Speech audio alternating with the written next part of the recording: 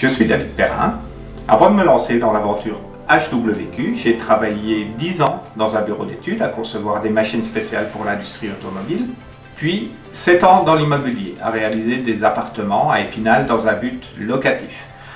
C'est d'ailleurs à cette occasion que j'ai appris l'art de la plomberie et la problématique liée à la distribution de l'eau chaude sanitaire, ce qui m'a amené à développer l'innovation Hot Water Cooling.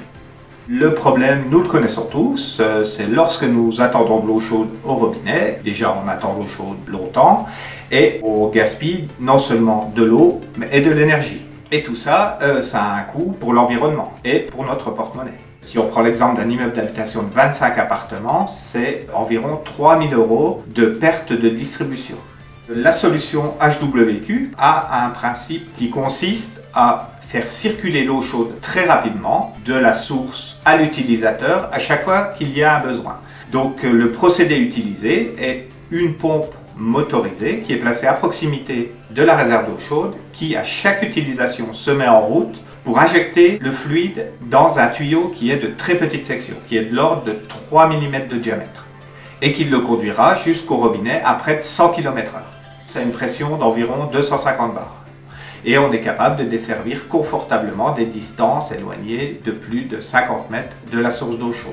Donc on peut imaginer 50 mètres d'un côté, 50 mètres de l'autre, 50 mètres de haut, ça donne déjà une bonne idée des performances du dispositif.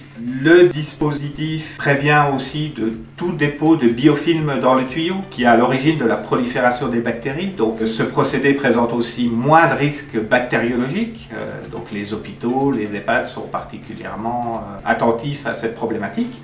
J'ai déposé tout d'abord un premier brevet qui porte sur la réserve d'eau chaude, la pompe, le tuyau de petite section. Et le deuxième brevet porte sur des modules de régulation qui permettent de réguler une pression standard au niveau des points de puisage, une pression de 3 bars, parce qu'on ne peut pas se permettre de mettre 250 bars dans les tuyauteries traditionnelles et dans nos robinets. L'intégration du premier dispositif dans un bâtiment test est prévue courant 2022. Après quoi, il est prévu d'industrialiser et de commercialiser le produit nous-mêmes. Le segment de marché prioritaire est le bâtiment collectif d'habitation neuf, avec pour principal client le bailleur social. Ensuite, nous étendrons le marché aux hôtels, aux hôpitaux et il est prévu par la suite de développer un dispositif pour la maison individuelle.